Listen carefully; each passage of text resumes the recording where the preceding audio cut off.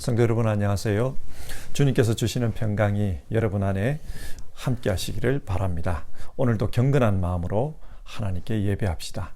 먼저 사도신경으로 우리의 신앙을 하나님께 고백하겠습니다. 나는 전능하신 아버지 하나님 천지의 창조주를 믿습니다. 나는 그의 유일하신 아들 우리 주 예수 그리스도를 믿습니다. 그는 성령으로 잉태되어 동정녀 마리아에게서 나시고 본디오 빌라도에게 고난을 받아 십자가에 못 박혀 죽으시고 장사된 지 사흘 만에 죽은 자 가운데서 다시 살아나셨으며 하늘에 오르시어 전능하신 아버지 하나님 우편에 앉아 계시다가 거기로부터 살아있는 자와 죽은 자를 심판하러 오십니다.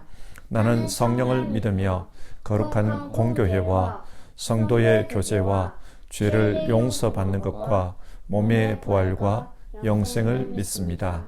아멘. 찬송가 383장, 옛날 찬송가 433장입니다. 눈을 들어 산을 보니 1절 부르겠습니다.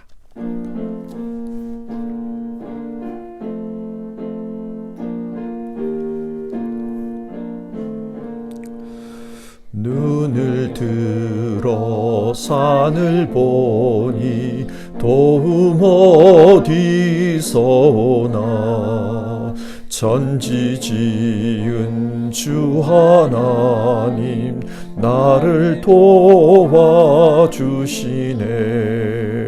나의 발이 실족하 함께 주가 보고 지키며 택한 백성 항상 지켜 길이 보호하시네.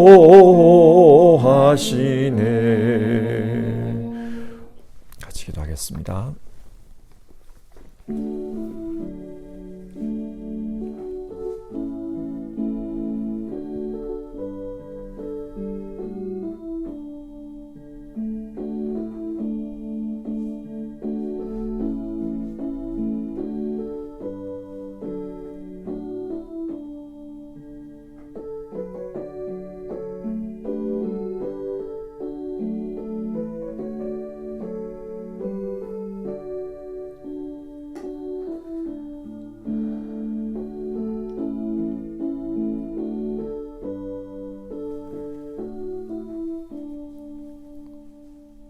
사랑이 많으신 하나님 아버지, 하나님께서 우리와 함께 하시며 우리의 삶을 인도해 주시는 것을 감사를 드립니다.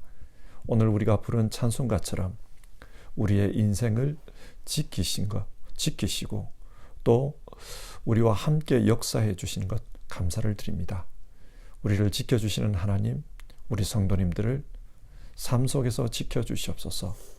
믿음으로 살 수 있도록 지켜주시고 하나님 앞에서 거룩하게 살 수 있도록 지켜주시옵소서. 건강에 어려움을 겪는 분들, 경제적으로 어려움을 당하고 있는 분들, 또 생활적으로 힘든 상황에 처해 있는 분들, 주님께서 지켜주시옵소서.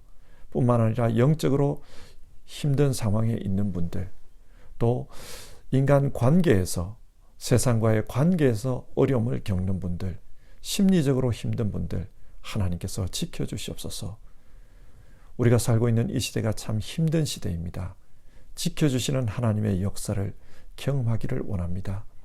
우리와 함께 하시는 하나님, 하나님을 바라보며 하루를 시작합니다. 우리를 도와주시옵소서. 예수님의 이름으로 기도드립니다. 아멘.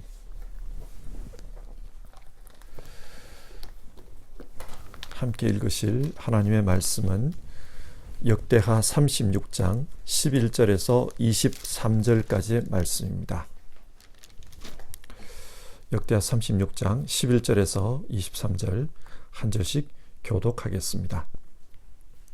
시드기야가 왕위에 오를 때에 나이가 21세라 예루살렘에서 11년 동안 다스리며 그의 하나님 여호와 보시기에 악을 행하고 선지자 예레미야가 여호와의 말씀으로 일러도 그의 앞에서 겸손하지 아니하였으며 또한 느부갓네살 왕이 그를 그의 하나님을 가리켜 맹세하게 하였으나 그가 왕을 배반하고 목을 곧게 하며 마음을 완악하게 하여 이스라엘 하나님 여호와께로 돌아오지 아니하였고 모든 제사장들의 우두머리들과 백성도 크게 범죄하여 이방 모든 가증한 일을 따라서 여호와께서 예루살렘에 거룩하게 두신 그의 전을 더럽게 하였으며 그 조상들의 하나님 여호와께서 그의 백성과 그 거하시는 곳을 아끼사 부지런히 그의 사신들을 그 백성에게 보내어 이르셨으나 그의 백성이 하나님의 사신들을 비웃고 그의 말씀을 멸시하며 그의 선지자를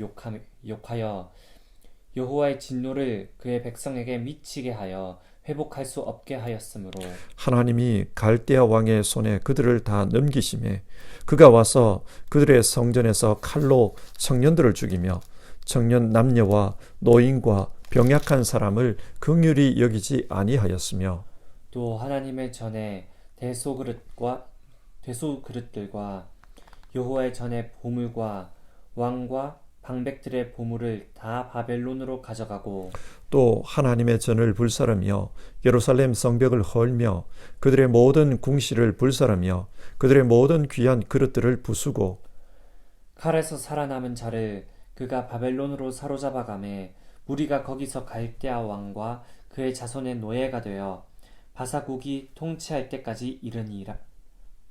이에 토지가 황폐하여 땅이 안식년을 누림같이 안식하여 70년을 지냈으니 여호와께서 예레미야의 입으로 하신 말씀이 이루어졌더라.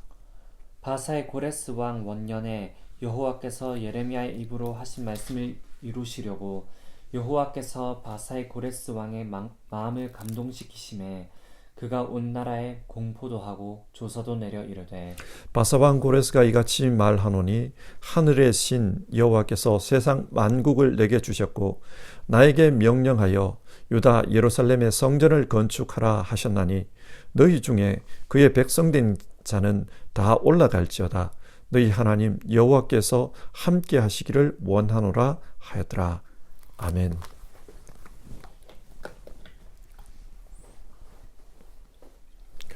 오늘로서 역대기의 말씀을 마무리하게 됩니다.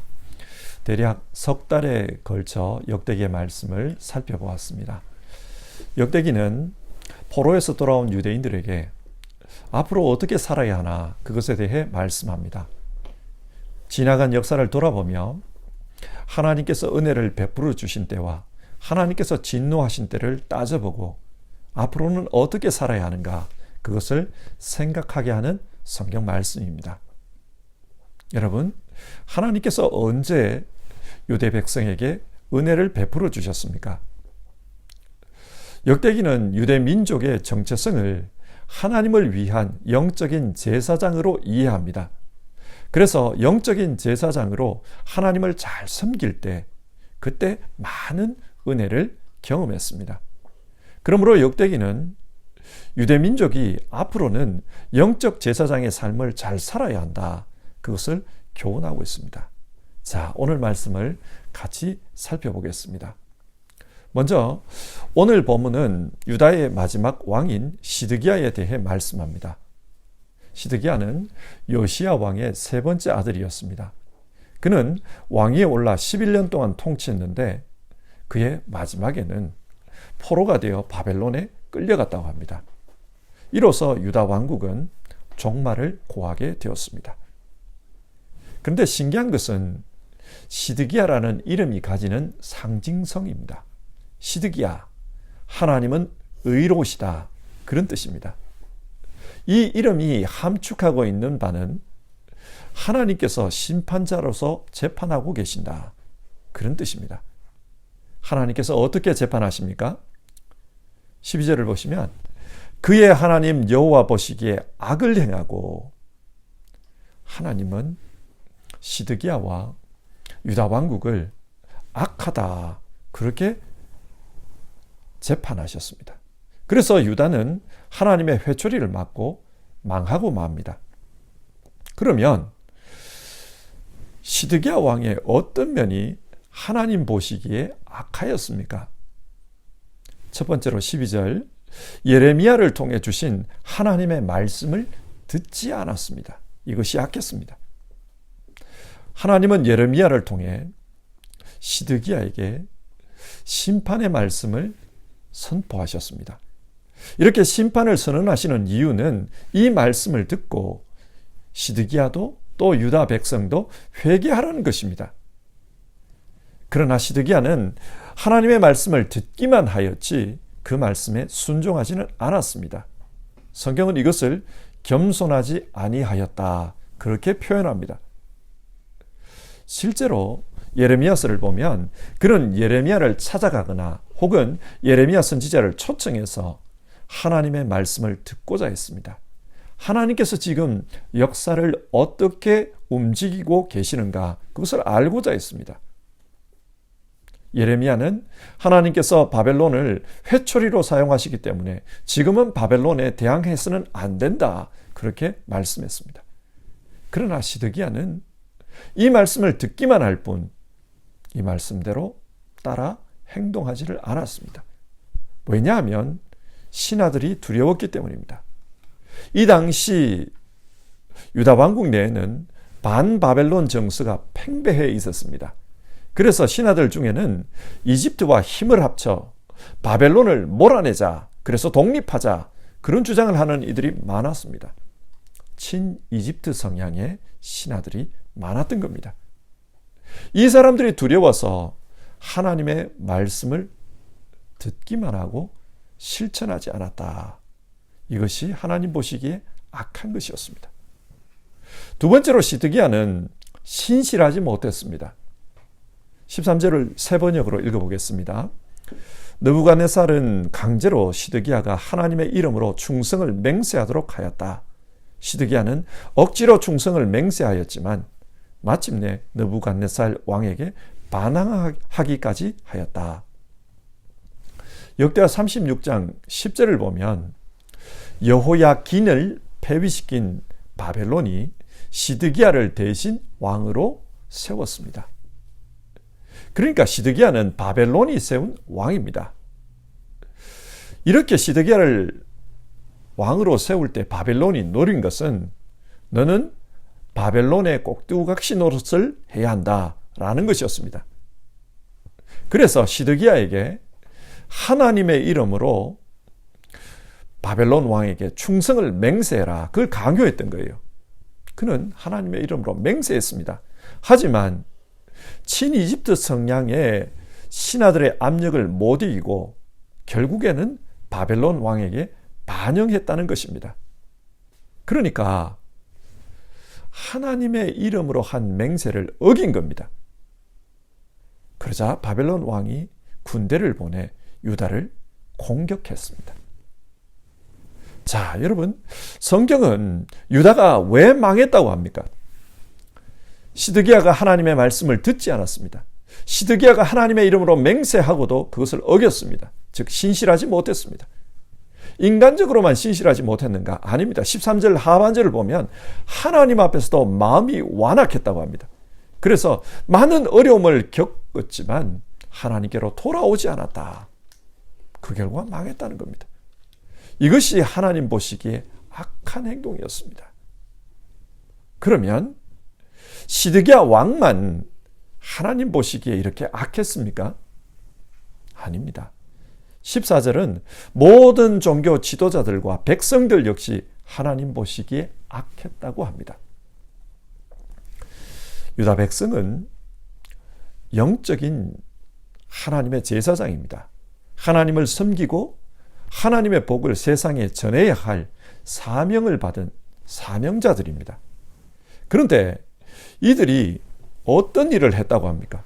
14절을 보시면 유다 백성들이 하나님의 성전에서 우상을 숭배했다고 합니다. 영적 제사장이 하나님의 성전에서 하나님께 영광을 돌리고 또 그곳에서 백성의 죄를 대신 대속해야 하는데, 그런데 그 자리에서, 그 하나님의 성전에서 자신들이 우상을 섬겼습니다. 죄를 지었습니다. 그러자 하나님께서 이들의 죄를 꾸짖기 위해 선지자를 보냈습니다. 그런데 유다 백성들은 이 선지자를 어떻게 대했습니까? 16절입니다. 그의 백성이 하나님의 사신들을 비웃고 그의 말씀을 멸시하며 그의 선지자를 욕하여 여호와의 진노를 그 백성에게 미치게 하여 회복할 수 없게 하였으므로 이들은 하나님의 선지자를 비웃고 멸시했습니다. 심지어 죽이기까지 했습니다. 그리고 그들을 통해 선포된 하나님의 말씀 역시도 멸시했습니다. 하나님은 유대 백성을 징계하기 전에 경고하기 위해서 선지자를 보냈는데 그 경고의 말씀을 무시했습니다. 그래서 하나님은 이대로는 안 되겠다. 유대 백성을 때리기로 하셨습니다. 어떻게 때립니까? 17절인데요. 하나님이 갈대아 왕의 손에 그들을 다 넘기심에, 여기서 갈대아는 바벨론을 의미합니다. 그래서 바벨론 왕 느부갓네살을 보내 예루살렘을 공격하게 합니다. 그때 장면이 얼마나 처참했는가. 성경은 성전에서 칼로 청년들을 죽이며 청년 남녀와 노인과 병약한 사람을 긍휼히 여기지 아니하였으며 그렇게 말하고 있습니다. 바벨론 사람들은 잔인했다는 겁니다. 어떻게 잔인했는가? 열왕기하서 25장을 보면 예루살렘이 정복될 때의 장면이 나옵니다. 바벨론 군대는 2년 동안 예루살렘 성을 포위하고 있었습니다. 외부와의 그 소통을 단절시킨 겁니다. 이렇게 단절이 되면 외부로부터 들어오는 물자 공급이 중단이 됩니다. 그러면 성 안에 있는 사람들은 굶주릴 수밖에 없습니다. 그 굶주림이 얼마나 심했겠습니까? 2년 동안이나 단절되어 있었으니까 난리였습니다. 그런 상황에서 시드기야 왕은 자기 혼자 살겠다고 몰래 성을 빠져나옵니다. 도망칩니다. 그러다가 잡혔어요. 바벨론 군사들은 이 시드기야 왕을 바벨론 왕에게 끌고 갑니다. 그러자 바벨론 왕은 자기를 배반한 이 시드기야가 보는 앞에서 시드기야의 아들들을 쳐 죽입니다. 그 모든 모습을 목격하게 한 다음에 시드기야의 두 눈을 빼버립니다. 시드기야가 보는 앞에서 가족들이 몹쓸 짓을 당한 것입니다. 여러분, 부모의 입장에서 이것보다 더 잔인한 것이 있을까요? 왕에게 이런 식으로 대했으니까 일반 백성들에게는 오죽하겠습니까? 말할 필요가 없습니다. 굉장히 잔인하게 그렇게 짓밟았습니다. 그런데 바벨론 군사들이 백성들만 공격한 것이 아닙니다. 18절을 보면 하나님의 성전 보물을 약탈해 갔다고 합니다. 그리고 19절에서는 하나님의 성전을 불사르고 예루살렘 성을 파괴했습니다. 무슨 말입니까? 하나님 역시도 바벨론에 의해서 짓밟혔습니다. 하나님은 유다 백성을 때리는 것이 즐거운 것이 아니었습니다. 하나님의 성전도 하나님의 영광도 처참하게 짓밟힙니다. 유다의 멸망은 하나님 역시 고통스러운 그런 사건이었습니다. 그리고 20절을 보면 살아남은 자들은 바벨론에 끌려가서 노예가 되었다고 합니다. 슬픕니다. 하나님은 이집트의 노예로 살던 그 이스라엘 백성들을 구원해내서 제사장으로 살게 했지만 예루살렘에서 제사장으로 살던 그 백성은 또다시 노예가 되어 바벨론에 끌려갔습니다. 하나님 앞에서 사명대로 살지 못한 인생이 얼마나 비참한지를 보여주고 있습니다. 그런데 유다의 역사는 이런 비극으로 끝나지 않았습니다. 하나님은 예레미야 선지자를 통해서 70년의 포로 생활이 끝나면 다시 고향으로 돌아올 수 있다. 그렇게 선포하셨습니다. 왜 70년일까요? 21절은 그 땅의 안식과 관련해서 말을 하고 있습니다. 천지를 창조하시고 하나님은 안식하셨습니다. 그처럼 이스라엘을 통해 이 세상에 안식이 있기를 원했습니다. 하나님의 백성을 통해 하나님의 안식이 이 땅에 있기를 원했습니다. 그러나 유대 백성은 이 일에 실패했습니다. 제사장은 안식일에 하나님께 예배하며 온 세상으로 참된 안식을 누리게 해야만 합니다. 그런데 영적 제사장으로서 유다 백성은 이 일에 실패했습니다.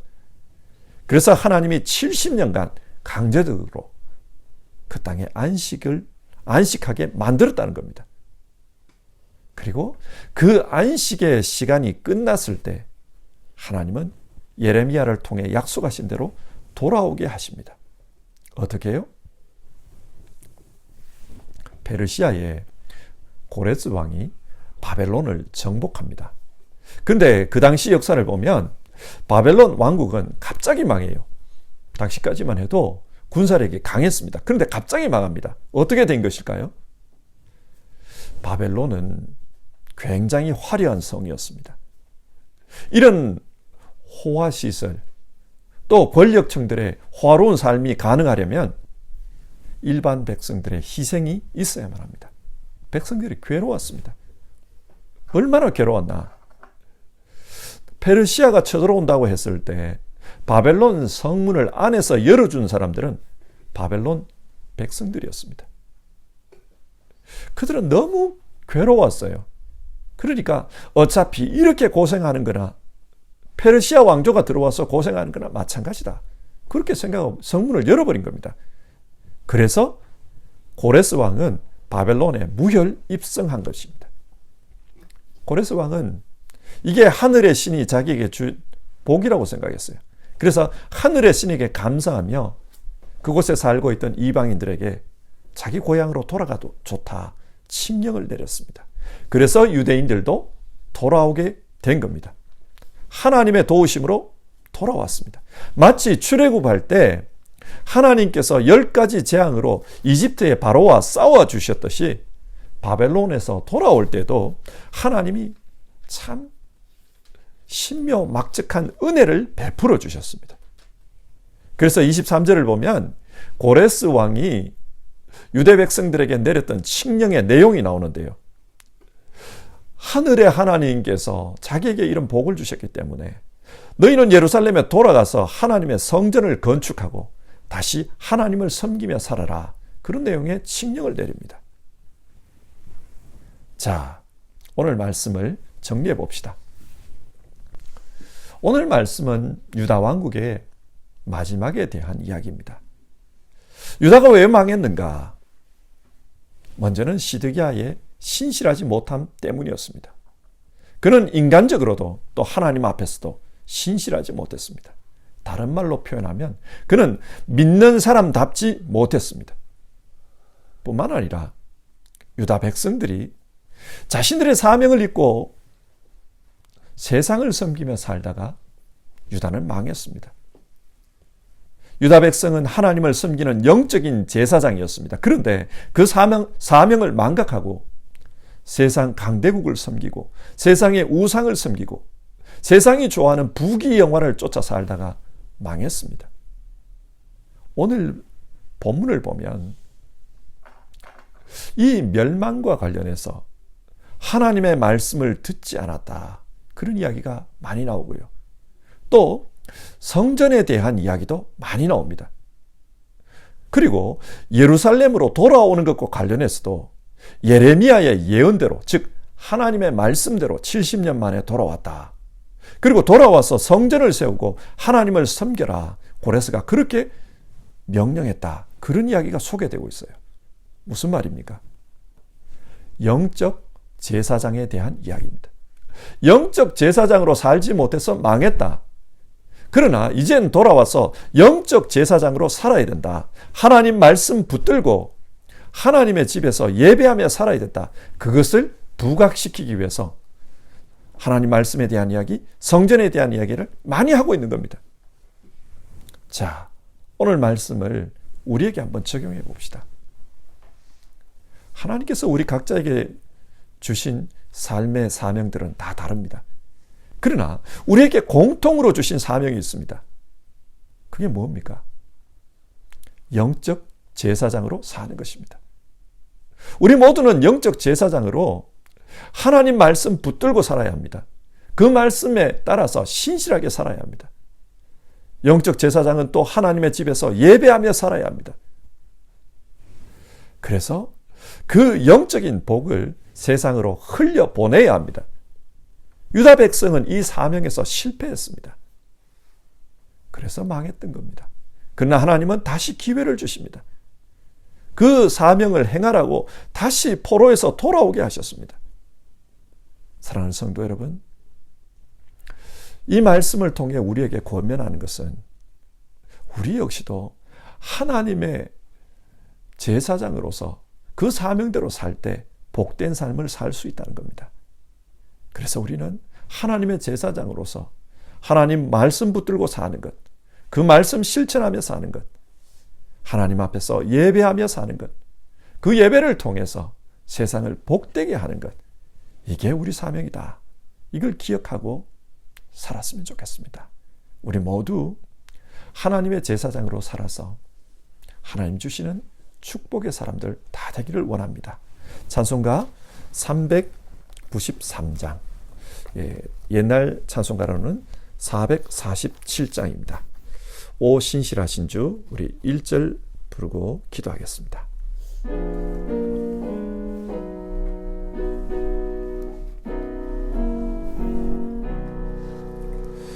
오 신실하신 주 내 아버지여,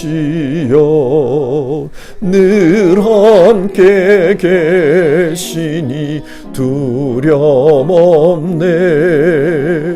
그 사랑 변찮고 날 지키시며 어제나 오늘이 한결같네. 오 신실하신 주, 오 신실하신 주, 날마다 자비를 베푸시며 일용할 모든 것 내려주시니 오 신실하신 주, 나의 구주. 같이 기도합시다. 오늘 성경은 유다가 왜 망했는지에 대해서 말씀해 줍니다. 유다는 자신의 사명을 망각했습니다. 영적 제사장으로 하나님의 말씀을 가까이 하며 그 말씀에 신실하게 살아야 했습니다. 뿐만 아니라 하나님의 성전에서 하나님을 예배하며 살아야 했습니다.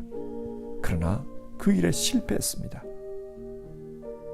하지만 하나님께서는 유다 민족을 다시 회복시키시고 그 사명을 실천할 수 있는 기회를 주셨습니다. 그래서 영적 제사장으로서 하나님의 복을 세상에 흘려보내라고 다시 명령하셨습니다. 성도 여러분, 우리 역시 영적 제사장입니다. 그래서 기도합시다. 하나님 말씀 붙들고 사는 삶, 하나님 앞에서 신실하게 사는 삶, 그 삶에 충실할 수 있도록 도와주시옵소서. 그리고 하나님을 예배하는 삶, 그래서 그 예배를 통해 하나님의 복을 세상으로 흘려보내는 삶, 그 삶을 잘 감당하게 하옵소서. 사명에 충성해서 하나님이 주시는 복을 누리게 하옵소서. 우리 그렇게 같이 기도해 봅시다.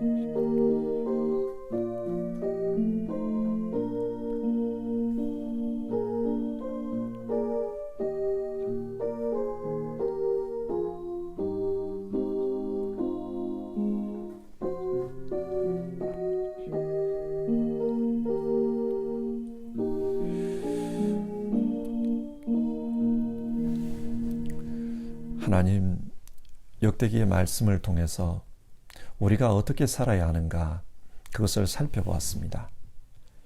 역대기 말씀은 우리에게 영적 제사장으로 살라 그것을 교훈합니다.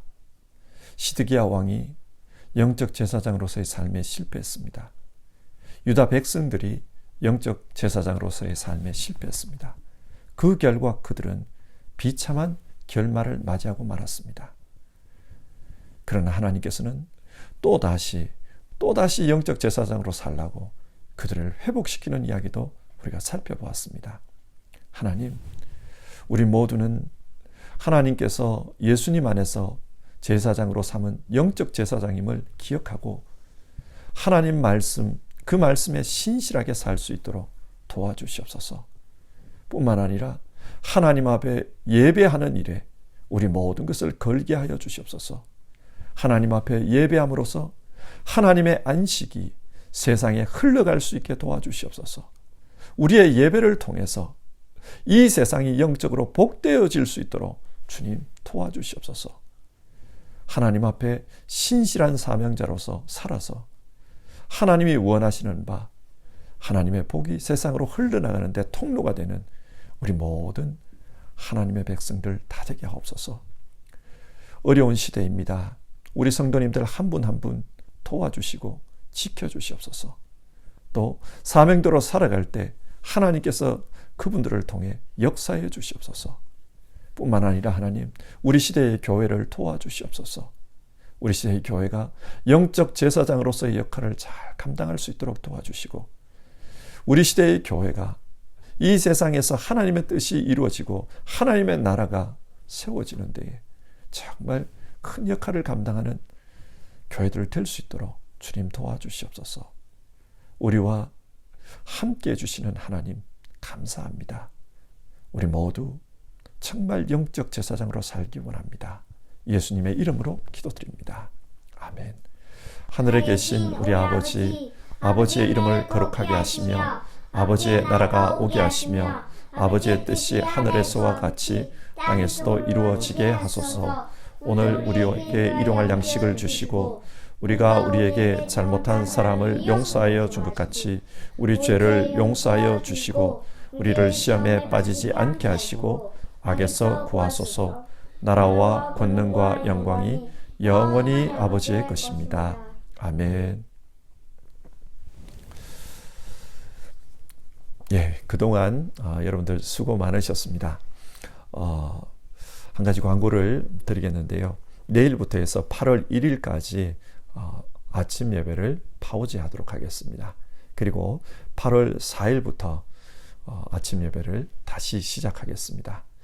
여러분 모두 건강하게 지내시고 또 하나님 믿는 믿음 안에서 주님이 주시는 평강으로 그렇게 사시길 바랍니다. 여러분 감사합니다.